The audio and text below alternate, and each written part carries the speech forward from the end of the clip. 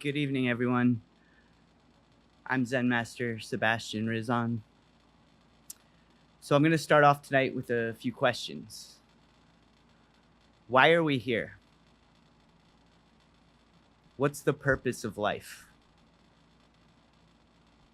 How can you even find the answer to these types of questions? Science helps us understand so much about ourselves and the universe, but how do we understand things beyond the grasp of our scientific knowledge? We can use science to explain a lot, but we struggle when it comes to explaining why. Why is that? If you throw a ball to someone else, you can use physics to explain how the ball reaches its target. You exert a force on the mass of the ball with your arm and release it at a certain angle to overcome the acceleration of gravity. Then the ball follows a certain arc from your arm until it reaches its target. This explanation is great, and it can be useful. It helps us to understand some aspects of the world we live in, but it doesn't explain why we would throw a ball in the first place. This is how science works. If you ask a question why, it can only give you the answer to how. Science can be extremely useful, but I think it behooves us to understand its limitations. When you throw a ball, do you need to run a physics calculation to tell you how to get it to your target? Would having this information even be useful in accomplishing your goal? Probably not. In this case, your experience and practice throwing the ball would be much more helpful than any data or calculations you could run. Somehow your brain and body are able to use all of the information from past experiences, and this allows you to throw the ball to your target consistently. Eventually, we'll probably be able to use neuroscience to tell us exactly how we can do this too, but it still won't tell us why. This is the limit of science. Science is amazing because it can tell us so much about the chemical interactions and the mechanics of how things happen, but it still can't tell us why. This is because the question why implies intention. Is the question why even important? I would argue that it's of utmost importance because it gives meaning to everything we do. If you can throw a ball and reach your target, that's great. But why did you throw the ball in the first place? Were you playing a relaxing game of catch in the yard with a child? Or were you throwing a touchdown pass in the Super Bowl? These are two totally different reasons for why you would throw a ball. The context matters, and it adds a different meaning in each situation. This helps us understand why we would throw a ball in the first place. Is this type of understanding any less important to our lives than the scientific explanations of why or how it works? Why we do things adds context and meaning to everything. The context in which you're throwing a ball could add a wide spectrum of different feelings and emotions to what you're doing.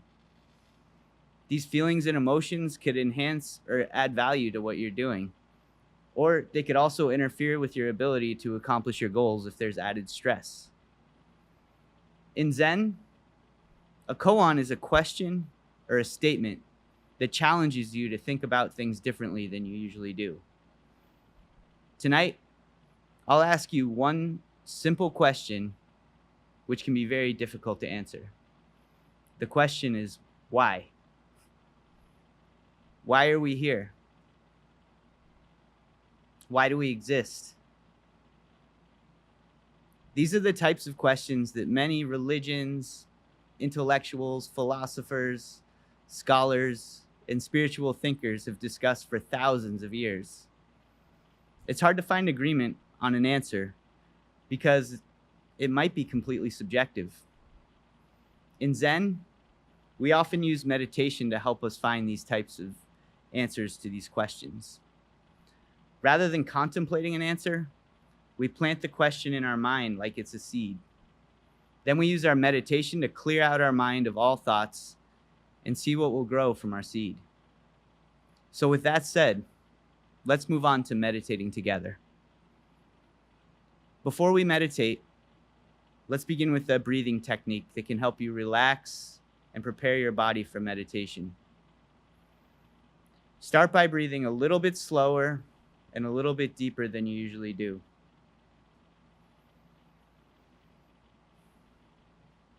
Visualize your heart in the center of your chest as you breathe.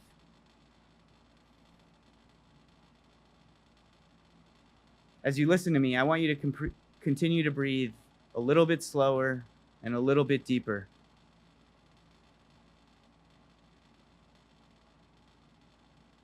Feel your breath coming in through your nose and mouth and collecting the energy from your head and your brain and moving it from your head into your heart. Imagine now that you're breathing with your heart.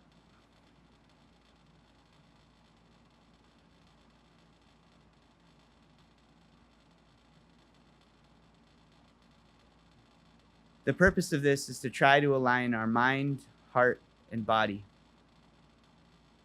You can also place your hand on your heart and close your eyes if you like. Just keep breathing a little bit slower and a little bit deeper as I talk. This is a technique that you can use to relax or reset yourself whenever you feel nervous or anxious, or whenever you feel like you need to switch gears from different activities you're doing throughout the day. You can use it when you wake up, before you enter a stressful meeting, before you go to sleep, or before you meditate.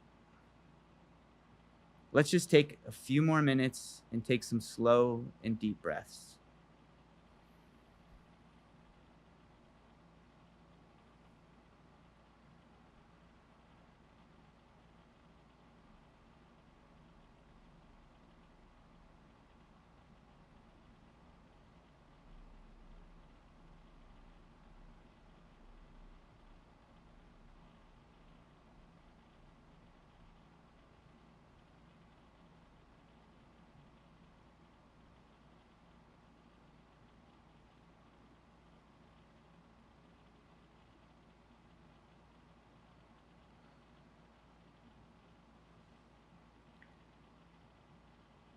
Tonight we'll be doing a mantra meditation. We're going to stand up and turn around in our places and just face the back of the room. You can sit with your legs crossed, or if you want to kneel, that's fine as well. If you ever want to do this sitting at home, just keep your back off the back of the seat and keep your legs, your feet flat on the floor. We're going to have our right hand, left hand touching thumbs, centered in our laps like this. Try to keep your neck and back straight so you're not slouching, so you don't hurt your neck or something. If you get uncomfortable during the meditation, you can stand up and stretch out. Just try to be respectful of everyone meditating around you. In traditional Zen meditation, a mantra is used as the focal point to clear our mind. The mantra is the focal point, and it's usually a word or a phrase that's repeated within your mind. If you try not to think, thoughts will inevitably come into your mind. By focusing on the mantra, you can use it to push out all of the other thoughts. When you meditate, try to let go of your feelings, your opinions, your desire, and your ego. As you meditate, only concentrate on your mantra. If any thought comes into your mind, let it pass and just return to focusing on your mantra. You can use anything as a mantra during meditation, but I usually suggest using the mantra of Koan Bosal. So it's Koan Bosal. Koan Bosal is the name of the bodhisattva of love and compassion in Korean Zen. She's often depicted with thousands of eyes and hands, and is said to be able to see the suffering of everyone and help those who call out her name. Using this mantra will bring compassionate energy towards you while you meditate, which is like giving water to your seed, which will help it grow and blossom. Now let's turn around in our places and we'll meditate for about 20 minutes or so.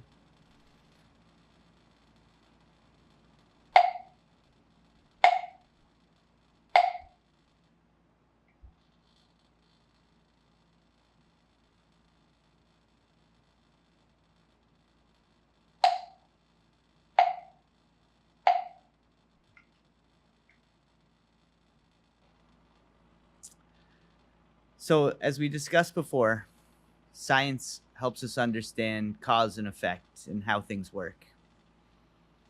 It shows us that everything that is here now was caused by something that happened before it. According to science, everything we see now can be traced back to the Big Bang, when everything in the universe expanded out from a point of singularity faster than the speed of light. Right now, it's impossible to make any observations beyond that point, but it raises a lot of interesting questions. What happened before the Big Bang? What caused the Big Bang?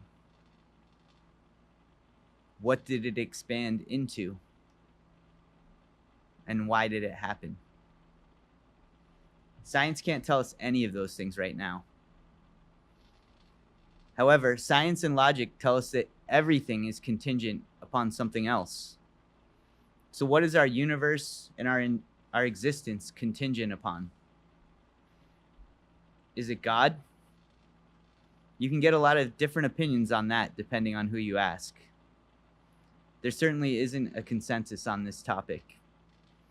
Science also doesn't offer any guidance on this topic. My own deep curiosity about nature and the way things work led me to study science and engineering in school.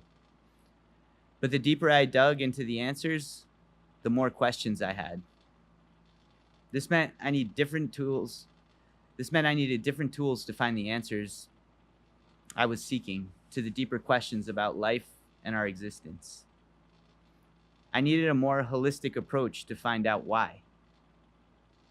This is what led me to Zen.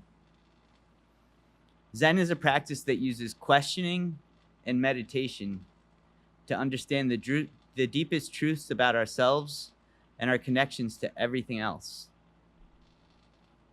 After all of my studies, all that I can say for sure about the universe is that everything we know is contingent upon our observations. This means that everything we know is contingent upon an observer or a conscious agent that makes these observations. That observer could be me or it could be you. We can also infer that other things are conscious based on their behavior. But the only consciousness that you can be sure of that absolutely exists is your own, through your own subjective experiences. This subjective experience is what gives us our sense of self, or what we call the ego. So where does this sense of a unified and independent self come from? Some would say your brain. But if you pinch your finger, it feels like your mind is in your finger. In truth, our self, our feeling of self, is distributed through about 90 billion neurons. Cutting off communication between any part of your body can affect your ability to act in a unified manner. So it's not really clear where the self is. There have been experiments on people who've had brain injuries or surgeries that disconnect different parts of the brain. One surgery that's been used to treat epilepsy cuts off the communication between the right and the left brain. People who've had this surgery exhibit different levels of awareness depending on which senses and which side of their body they perceive certain things on. The visual sensors and the ability to communicate with speech are actually on opposite sides of the brain. Since there's no communication between the sides of the brain, people who've received the surgery are unable to speak about what they saw. If you show them an object, they respond as if they haven't seen anything, despite clear evidence that they did. In these cases, it almost seems as if they have different levels of consciousness and awareness within the same body, because different parts of the brain are unable to communicate. The disruption of communication between different parts of the body can also be observed when we use anesthetics on different parts of our body, or when somebody is sleepwalking. Someone who's sleepwalking can seem to be aware and conscious, but they have no recollection of their actions. I mention this because this all seems to suggest that our sense of oneness is derived from the ability of various parts of our body to communicate. It seems that only after organisms develop a sufficient level of communication between their various organs do they experience a sense of oneness within their body. This seems to suggest that our sense of oneness is derived from the ability of various parts of our body to communicate. Two eyes can perceive different angles of the same thing, and if they're connected to the same brain, they can share the information and provide more depth to the experience. The more senses you use, the more robust the picture and multidimensional your understanding of the world is. Our sense of self comes from the ability of the various parts of our being to communicate and cooperate. All of these parts collectively form our consciousness. You could make an argument that you could also expand your awareness by communicating with other people around you. You could use their experiences to enrich your own perspective and understanding of the world. The better your cooperation and communication is, the better your understanding will be. The more in tune you are with nature and the things around you, the more heightened your awareness becomes. If you're able to recognize how interconnected everything is, your consciousness can extend well beyond the bounds of your body. For instance, if you understand the science of astronomy, you could know what's going to happen in the far reaches of the universe just by observing the stars. In Buddhism, we call this understanding about the truth of nature Dharma. This is why I teach these classes. I'm trying to remind you of these connections and bring this awareness to the forefront of your mind. Meditation can help us let go of our preconceptions and understand these connections better. If we're able to let go of the idea that our self is constrained within our body, we can become more aware of our interconnectedness to the world that we live in and the connections that we have to the very fabric of our existence in the universe.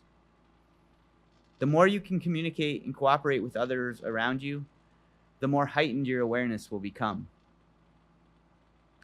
This communication and cooperation is a form of compassion. The more we can communicate and cooperate, the more we can work together to understand our world and the universe. We can then use that knowledge to reduce our own suffering. This is the point of Buddhism, to help us attain freedom from suffering. The internal feeling that compels you to find harmony with nature and the people around you is called love. This is why love and compassion are the foundation of Buddhism. It helps us to understand the Dharma and the truth of nature. We use meditation to let go of our ego, opinion, and desires so that we can understand ourselves and our connections to everything that exists.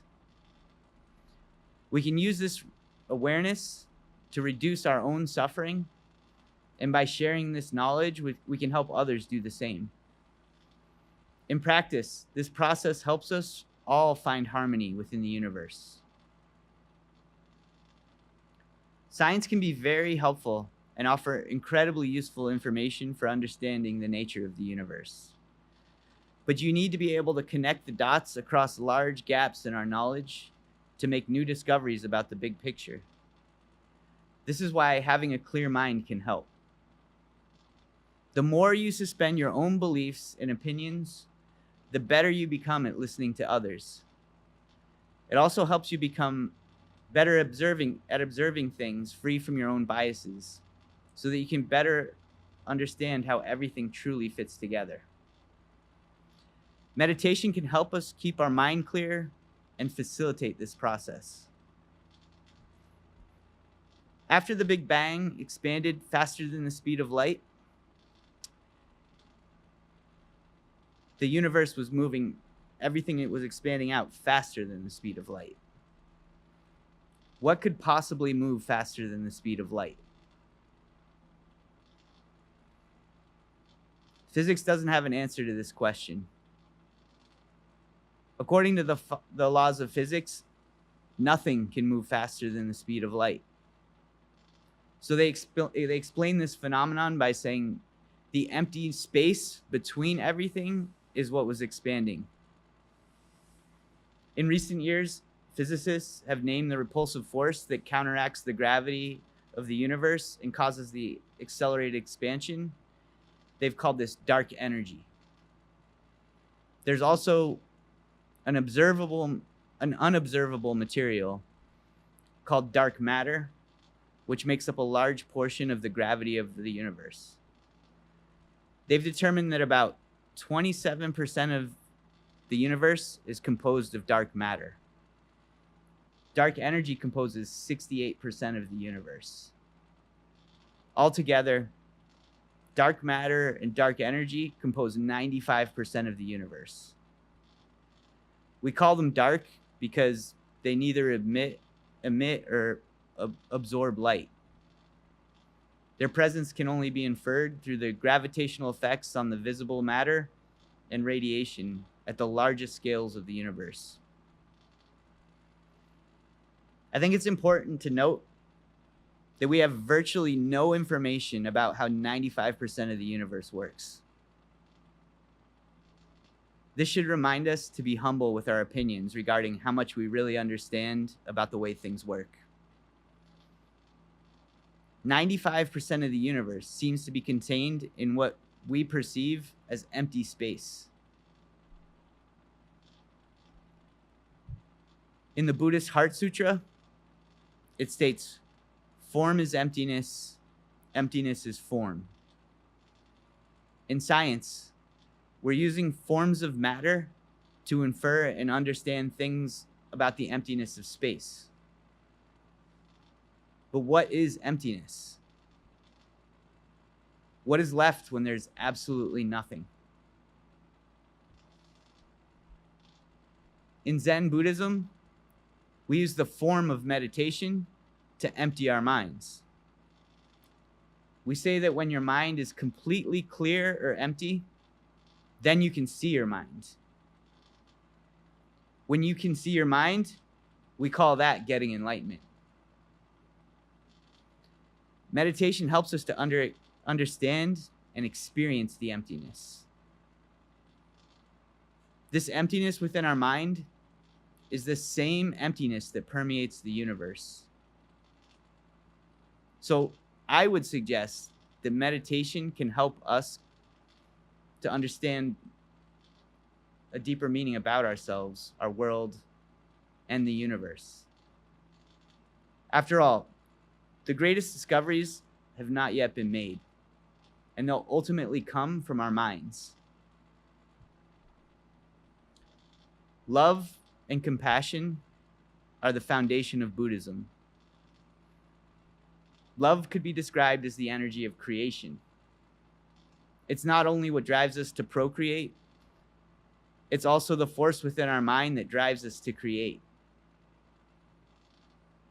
Through the creative process, we can bring things from our mind out into reality. This provides us with a small reflection of what's in our mind, and it can help us learn about ourselves. The creative force is what fuels our scientific experiments and the development of our technologies. Science has been consistently showing us that things on the smallest atomic and quantum levels determine the formation of the biggest celestial bodies in the universe. The better we understand this, the more we'll realize how interconnected we are with everything. I would also suggest that the better we understand ourselves and our mind, the more we'll realize that our external reality is merely a reflection of our mind. Our understanding of the farthest reaches of space and the smallest atomic particles often comes from mathematics, well before we have the ability to physically measure and observe these phenomenon. You could say that the universe and everything we know about it is contained within our mind, and it's shared by our collective consciousness. This means that the universe is literally expanding within our mind. I think it would actually be difficult to prove otherwise. After all, the mind is the foundation of everything we know. So does the universe contain our mind, or does our mind contain the universe?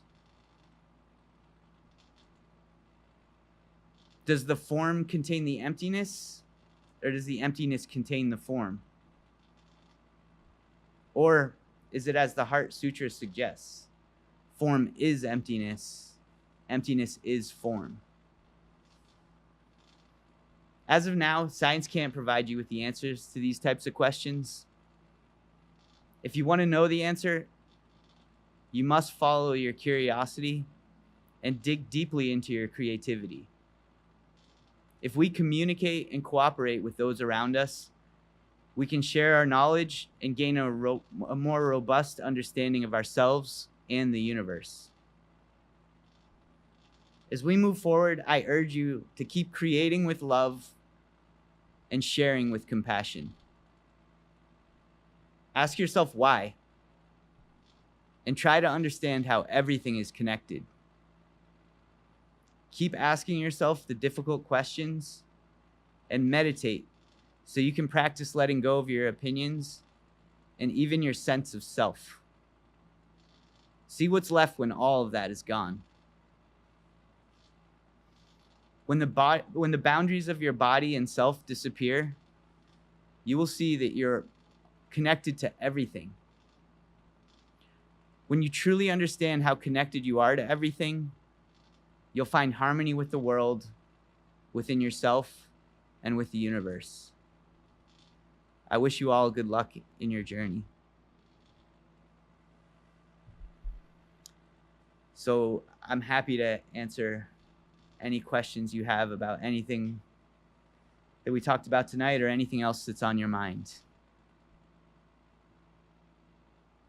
Please feel free to answer some of these. Yeah. Or,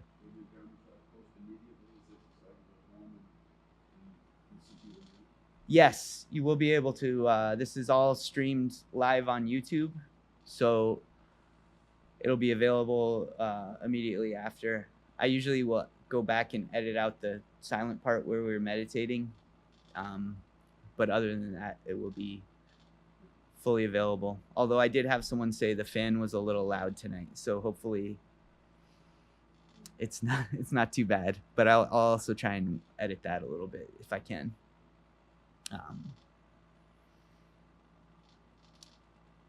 Any other questions?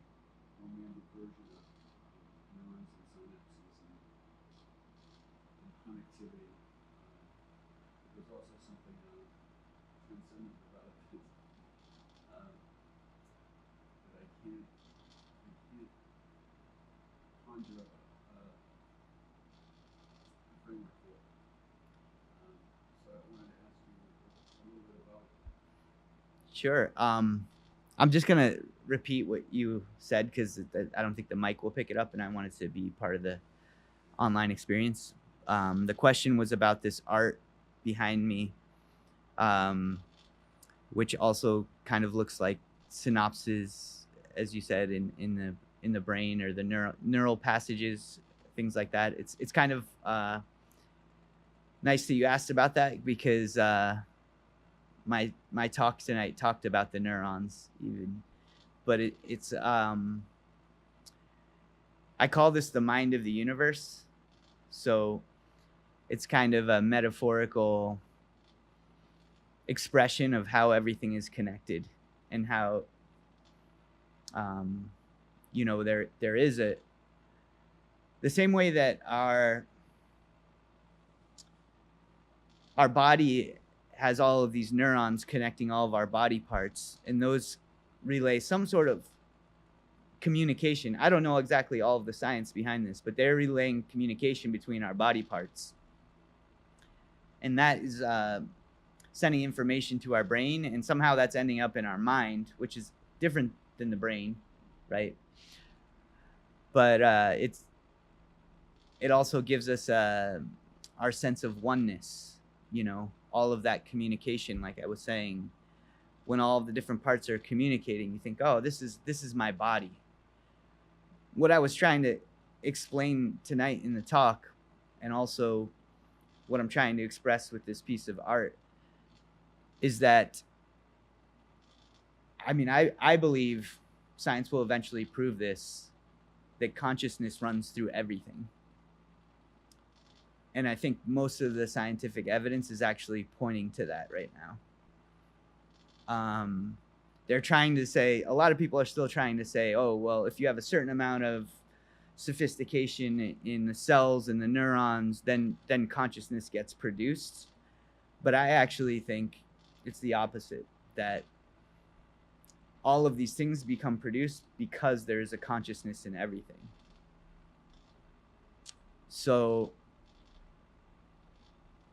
our whole knowledge of all of this, everything in the universe, it all comes from our collective consciousness, everything we share with each other. Most of us haven't looked up in a telescope that's really powerful to see how all of these things are, around the universe. Some of us, now we get to see some pictures from the telescopes, but most of this and most of the mathematics are, they're beyond my capability. So what I've learned about the universe, it all comes from someone else's consciousness and what they've shared with me. And so in that way, I have a more rich understanding of what the universe is. And that's just between people. But I also think that you get communications from all parts of nature. The reason you don't hear it is because you're so used to just thinking, this is my body, and you start to convince yourself that everything you're experiencing is coming from your internal sensations. But really, is your brain any more important than the rest of the earth? If you take your body out of earth, you'll die just as fast as you would without your brain. So really, it's all interdependent. All of this stuff is interdependent on each other. And that's just kind of what I'm trying to illustrate with this art, I'd say, as well, in a more visual way. But it's I didn't plan that, but it was kind of what my talk was about in a certain way tonight. Any other questions? That was a great one. Thank you.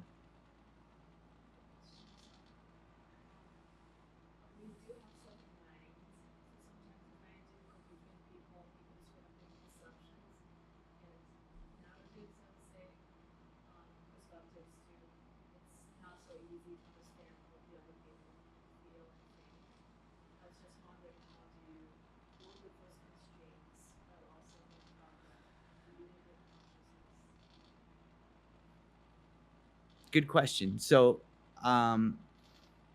your question is that you're saying that we have separate minds too, right? And that sometimes there's disagreements and things like that. And how do you overcome them? That's a very practical question, right? I think we do, and then I don't know if you're asking kind of like, how do I resolve that we are part of something that's the same? Am I wrong, or am I reading into that a little bit more? Okay.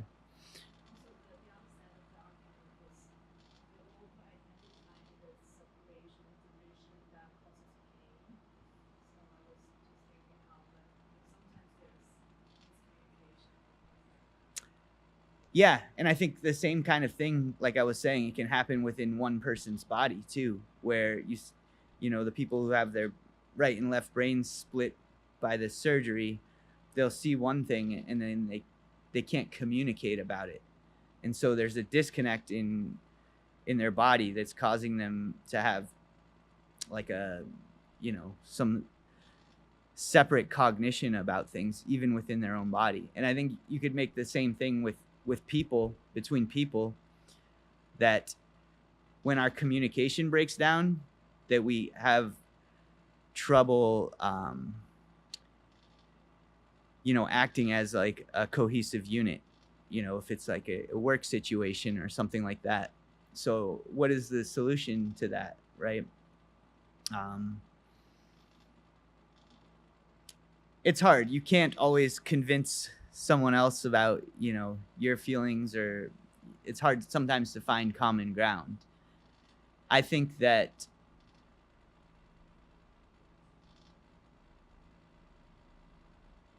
it behooves all of us to try to put down our opinions about things. And that's why I suggest meditating, so that we can feel less strongly about our opinions. And then that makes us better at listening, which is a big part of communication. And some people are not always great at listening. So if everybody was meditating a little bit more, we could listen to more people, and perhaps we could communicate our own internal feelings about things better. And I think the better we get at communicating, the more we can have like what I would say is together action, where we all work together, and then we increase our knowledge and our wisdom about our relationships, but also the world we live in. And the more we can understand each other, and that we're all in this world together, the more cooperative we can be, the better off everybody's going to be, and the less we're all going to have to suffer. And I think it requires everybody to do their part, you know. So no matter how much I meditate, I'm not going to you know, necessarily sway anybody else in their opinion, right? No matter what level of enlightenment you reach, there's always going to be you know, some jerk you encounter, you know, quite literally. So the only thing you can control is your reaction to it. And try and remember, the only real reason anybody would ever act like that is out of ignorance, because they're hurting themselves, they're hurting their relationships. And so if you keep that in mind, it might make you a little bit more compassionate towards that person. And if you keep meditating, maybe you can find a way to kind of bridge the gap between you and show them, you know, how we can cooperate better, and how we can make this, you know, this relationship better. So that would be my advice. And I think the more we do that, the more we will all feel as if we're one.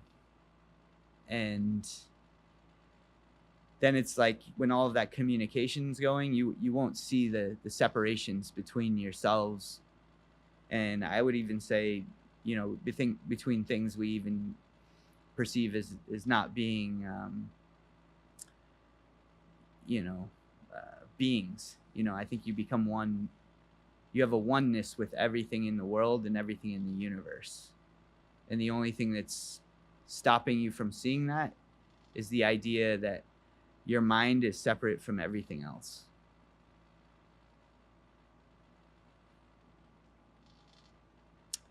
Do you have more questions? Did I leave anything out there that you still want to know about?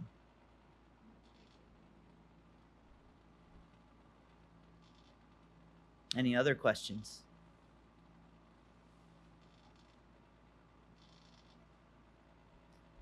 Checking the chat here.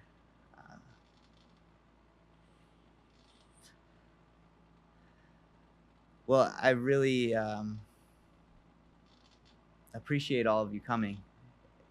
Last chance for a question. I do have a couple of announcements just about things going on around here. I give these talks on the third Thursday of every month, so you can look ahead and plan ahead. Same time, third Thursday. The date always varies, but you just have to look at the third week. I also host art and writing groups where we do a little bit of meditation together, but then we in the art group we create art, and in the writing group we write together, and then we share a little bit. So it's mostly just a creative group, and I also go over just a little bit about how you can use art and forms of creativity as a form of meditation. So it's just another approach to the same thing.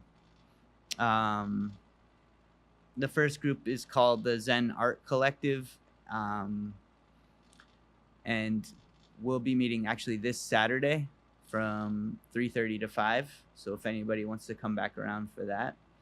And then I don't have the date for the writing group, but check my website or the meetup group.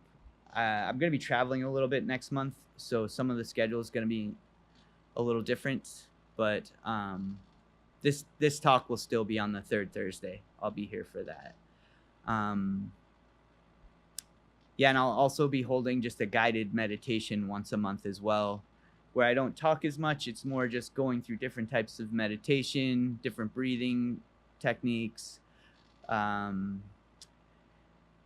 prayers, forgiveness, gratitude, reminding ourselves of those types of things. And I do take a little question and answer at the end of that as well. I may not have that next month because of my schedule. I'm going to be away for a good chunk of the month. Other than that, I rely solely on donations for these classes. So if you can afford to make a donation, I definitely appreciate it. There's a little jar in the back, or information on Venmo and Cash App. And I greatly appreciate you coming out and bringing friends and coming. I've starting to see a few familiar faces, so I like to see that. You're also invited to hang out and chat for a little bit if you want to talk to me or anybody else here in the group, and get to know each other. You're welcome to stay and strike up a conversation.